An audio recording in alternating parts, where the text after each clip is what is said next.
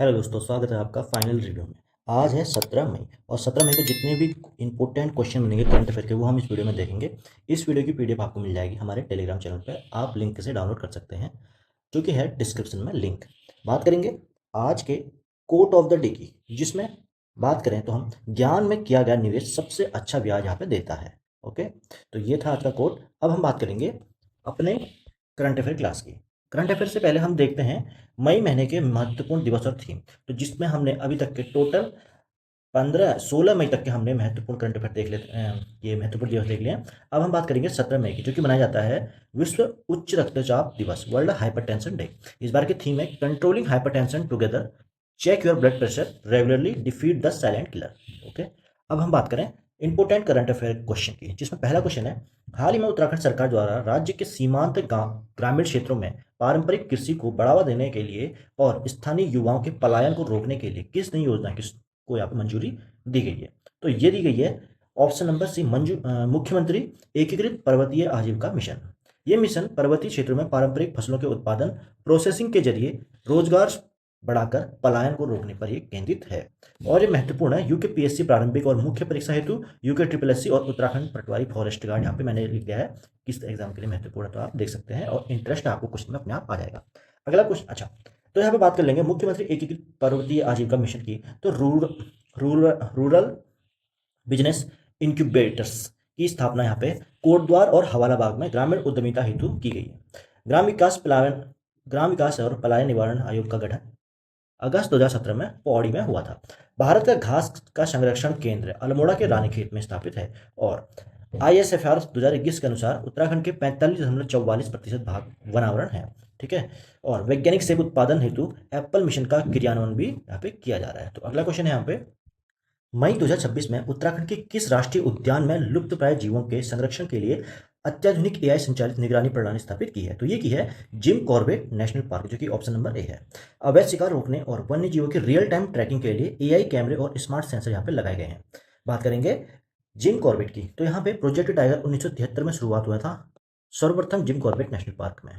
बात करेंगे इसका पूरा जो पहले नाम था रामगंगा नेशनल पार्क था और 1957 में इसमें नाम परिवर्तन करके जिम कॉर्बेट रखा गया। बात करें इसी क्रम में, राजाजी राष्ट्रीय उद्यान का नाम चक्रवर्ती राजगोपालाचारी के नाम पर रखा गया है और राजाजी कहाँ पर है? ये है पौड़ी, हरिद्वार और देहरादून। ठीक है, देहरादून, 3 डिस्ट्रिक्ट में फैला हुआ है राजाजी नेशनल पार्क। फूलों की घाटी की बात करें तो 2005 में यूनेस्को की विश्व धरोहर स्थल में घोषित यानी कि शामिल हुआ था और अधिनियम 1972 के तहत राष्ट्रीय उद्यान घोषित करने का अधिकार राज्य सरकारों को यहाँ पे है। तो बात करें इसी क्रम में, अगला क्वेश्चन है उत्तराखंड सरकार द्वारा शुरू की गई STEM शिक्षा प्रोत्साहन योजना के तहत पहले चरण में कितने जिलों का यहाँ पे चयन किया गया है? तो यहाँ पे पहले चरण में ही 13 जिलों का यहाँ पे चयन किया गया है, यानी कि टोटल सभी जिलों का। राज्य के सभी 13 जिलों के लिए सरकारी स्कूलों में आधुनिक विज्ञान और गणित प्रयोगशाला यहाँ पे बनाई जा रही हैं। बात करेंगे तो यहाँ पे स्टेम की, तो अनुच्छेद, पहले हम बात करेंगे अनुच्छेद 21A के तहत शिक्षा का अधिकार यहाँ पे 6 से 14 वर्ष के बच्चों के लिए मुफ्त और अनिवार्य शिक्षा का मौलिक अधिकार यहाँ पे रखा गया है।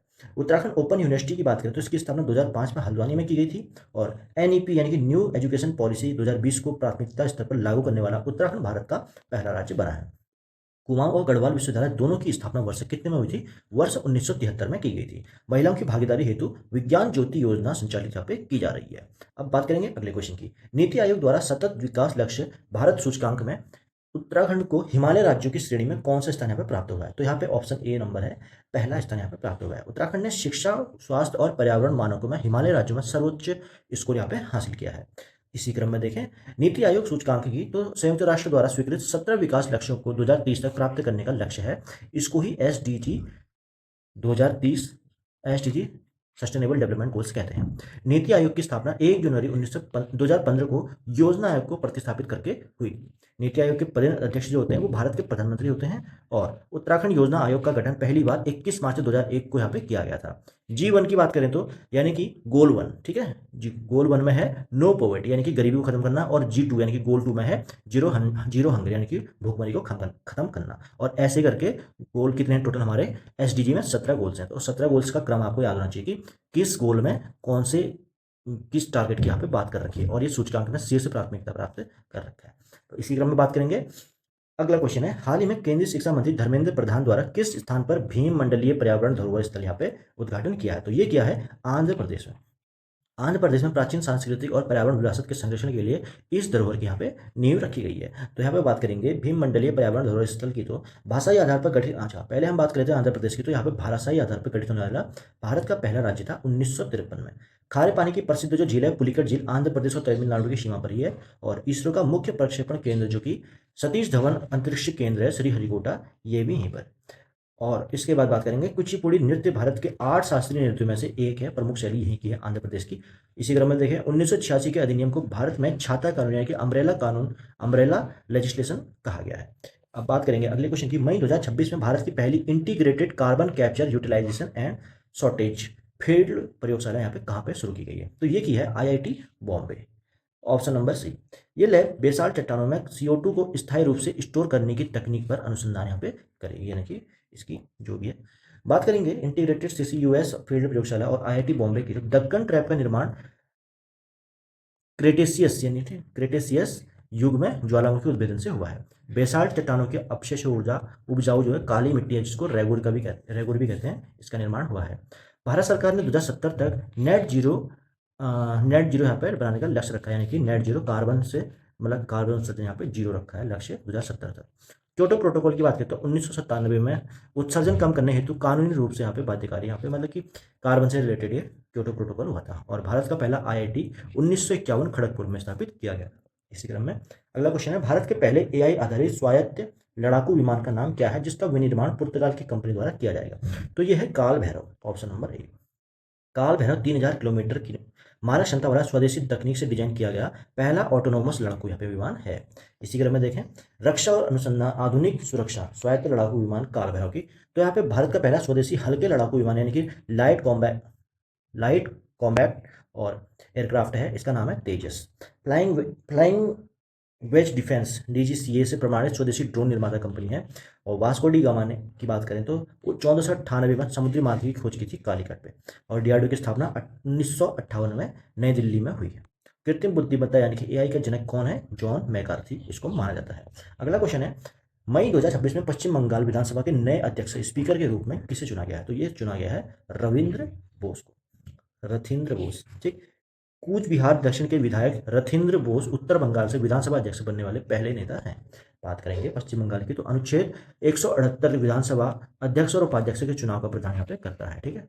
और इसी क्रम में देखें अध्यक्ष निर्णायक मत होने के जो कास्टिंग वोट होता है इसके बराबर होने पर देता है। जैसे मान लो यहाँ पे वोट हो रहा है, ठीक है, दो पार्टी के वोट हो रहा है और यहाँ पे क्या हुआ, यहाँ पे टाई हो गया, यानी कि दोनों के बीच बराबर वोट हो गए, तो फिर उसके बाद क्या होता है, जो अध्यक्ष होता है वो कास्टिंग वोट करता है कि किसी एक को वोट देके वो यहाँ पे फैसला सुनाता है। ओके, बात करेंगे इसमें कोलकाता प्रसिद्ध हुगली नदी के तट पर स्थित है, गंगा की वितरिका जिसे कहते हैं। विधानसभा में अधिकतम सीटों की संख्या 500 और न्यूनतम कितनी है? 60 हो सकती है। कहीं कहीं पे अपवाद भी है, 60 से भी कम है कोई कोई राज्य में, क्योंकि वहाँ पे क्या होता है ना, सीटें कैसी होती है जनसंख्या के अकॉर्डिंग होती है। जनसंख्या वहाँ ज़्यादा कम है तो वहाँ पे सीट भी क्या है, ज़्यादा कम है। पश्चिम बंगाल सर्वाधिक जूट और चावल उत्पादन करने वाला अग्रणी राज्य यहाँ पे है।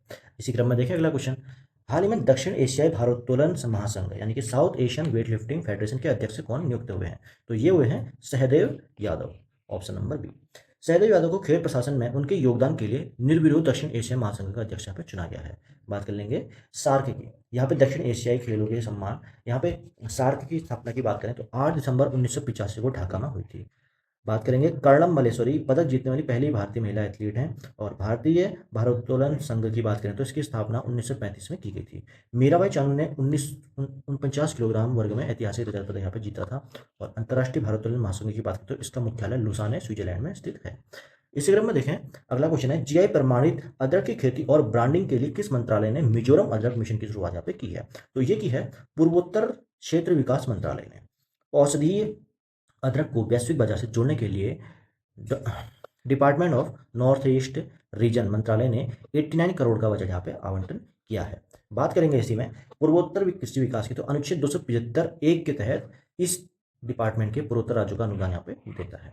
मिजोरम को 1987 में 23वें राज्य के रूप में पूर्ण दर्जा यहाँ पे मिला था। और मिजोरम का जो प्रसिद्ध चेराव बांस वाला नृत्य है ये लोक संस्कृति का प्रतीक यहाँ का है। GI टैग की बात करें तो 1999 के अधिनियम के तहत 10 वर्षों हेतु ये मान्य होता है। और हावन हावनगपुई यानी कि ब्लू माउंटेन मिजोरम की सबसे ऊंची भौगोलिक चोटी यहाँ पे है। इसी क्रम में अगला क्वेश्चन देखें, तो हाल ही में किस राज्य की कैबिनेट ने समान नागरिक संहिता के मसौदे यानी कि ड्राफ्ट को मंजूरी यहाँ पे प्रदान की है? तो ये की है असम। असम कैबिनेट ने आधिकारिक तौर पर राज्य की में यूसीसी लागू करने के लिए बिल के मसौदे पर मोहर यहाँ पे लगा दी, यानी कि ड्राफ्ट पे मोहर लगा दी है।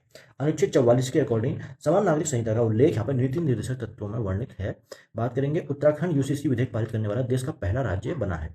असम की बात करें तो काजीरंगा एक सिंह वाले गैंडे हेतु यहाँ पे विश्व प्रसिद्ध भी है। प्राचीन काल में कामरूप घाटी को प्राग प्रागज्योतिषपुर के नाम से यहाँ पे जाना जाता था। संविधान की 6ठी अनुसूची जनजातीय प्रशासन नियंत्रण से संबंधित यहाँ पे है। बात करें इसी क्रम में, अगला क्वेश्चन, भारत में पहली बार किस संस्थान द्वारा हाइड्रोजन संचालित शटल बस सेवा की शुरुआत यहाँ पे की गई है? तो ये की गई है Delhi metro rail corporation DMRC के द्वारा। डीएमआरसी ने पॉल्यूशन मुक्त परिवहन के लिए भारत की पहली हाइड्रोजन फ्यूल शटल बस का परिचालन शुरू किया है। इसी क्रम में देखें तो हाइड्रोजन की खोज हेनरी कैंडविच ने की थी। परमाणु क्रमांक इसका 1 होता है।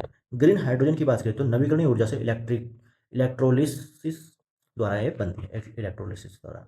दिल्ली मेट्रो रेल कॉर्पोरेशन की बात करें तो इसकी स्थापना 1995 में हुई थी और पहली मेट्रो देश में 1984 में कोलकाता में और दिल्ली में 2002 में शुरू की गई थी। हाइड्रोजन को न्यूनतम प्रदूषण के कारण भी भविष्य का ईंधन कहा जाता है। बात करेंगे अगले क्वेश्चन की, अल्जाइमर रोग के उपचार के लिए भारत में शुरू की गई लोरमालजी थेरेपी किस दवा का उपयोग किया जा रहा है? तो इसमें किया जा रहा है डोनेनेमैब दवाई है इसका उपयोग। ये दवाई मस्तिष्क में जमा हानिकारक ए बीटा प्रोटीन को हटाकर भूलने की बीमारी की जो गति होती है उसको धीमा कर देती है। बात करेंगे इसमें, अल्जाइमर क्या करता है? केंद्रीय तंत्रिका तंत्र को नष्ट करने वाला विकार है। मस्तिष्क का सबसे बड़ा जो भाग सेरेब्रम होता है स्मृति को नियंत्रित करता है और मस्तिष्क की जो कार्यात्मक इकाई होती है वो न्यूरॉन कहलाती है। एली लिली एक प्रमुख वैज्ञानिक वैश्विक दवा कंपनी यहाँ पे है और CDSCO भारत में नई दवाओं के परीक्षण के लिए मंजूरी देने वाली संस्था है। इसी क्रम में बात करेंगे, अगला क्वेश्चन है, किम्बरली प्रोसेस इंटरनेशनल सम्मेलन, इसकी मेजबानी भारत के किस शहर द्वारा की गई? तो ये की गई है मुंबई के द्वारा। इस अंतर्राष्ट्रीय सम्मेलन का उद्देश्य हीरो के अवैध व्यापार को रोकना और ब्लड डायमंड की सप्लाई चेन को समाप्त करना यहाँ पे है। बात करेंगे किम्बरली प्रोसेस की, इसका उद्देश्य ब्लड डायमंड को अलग करना है। दक्षिण अफ्रीका का किम्बरली शहर हीरे खदान हेतु प्रसिद्ध है। हीरा शुद्ध कार्बनिक का क्रिस्टलीय अपरूप यानी कि एलोट्रोप होता है। मोहर स्केल की बात करें तो इस पर हीरा सबसे कठोर प्राकृतिक पदार्थ है, रेटिंग 10 होती है इसकी। भारत का एकमात्र सक्रिय हीरा क्षेत्र मध्य प्रदेश का पन्ना जिला पे है। बात करेंगे आज के लास्ट क्वेश्चन की, अरुणाचल प्रदेश के किस जनजाति द्वारा मई महीने में एटोर गिडी त्योहार यहाँ पे मनाया जाता है? तो यह मनाया जाता है आदि जनजाति द्वारा, ऑप्शन नंबर बी। आदि जनजाति नए जो एग्रीकल्चर सीजन होता है इसकी शुरुआत और पशुओं की सुरक्षा के लिए ये सामूहिक उत्सव यहाँ पे मनाती है। बात करेंगे यहाँ पे, अरुणाचल को 1972 तक नेफा के नाम से जाना जाता था।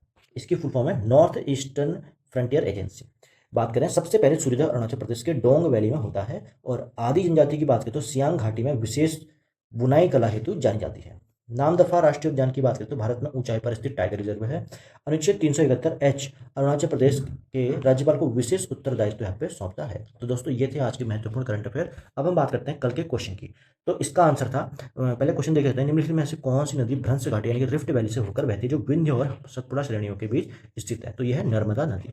नर्मदा नदी मध्य प्रदेश के अमरकंटक से निकलकर पश्चिम की ओर बहती है और उत्तर में विंध्य श्रेणी और दक्षिण में सतपुड़ा पहाड़ियों के बीच ये गहरी भ्रंश घाटी यानी कि रिफ्ट वैली का निर्माण करती है और अंततः खंपात की खाड़ी यानी कि अरब सागर में गिर जाती है। इसी क्रम में आज का क्वेश्चन देखें, उत्तराखंड के किस जनपद में प्रसिद्ध नंदा देवी राष्ट्रीय उद्यान और फूलों की घाटी स्थित है? दोनों एक ही जनपद में है, तो बताएंगे आप कमेंट बॉक्स में कौन से जनपद में ये है और अपना आंसर कमेंट बॉक्स में कर सकते हैं। तो आज के लिए बस इतना ही, अब मिलेंगे हम अगली करंट अफेयर की क्लास में अगले वीडियो के साथ। तब तक के लिए थैंक यू, जय हिंद।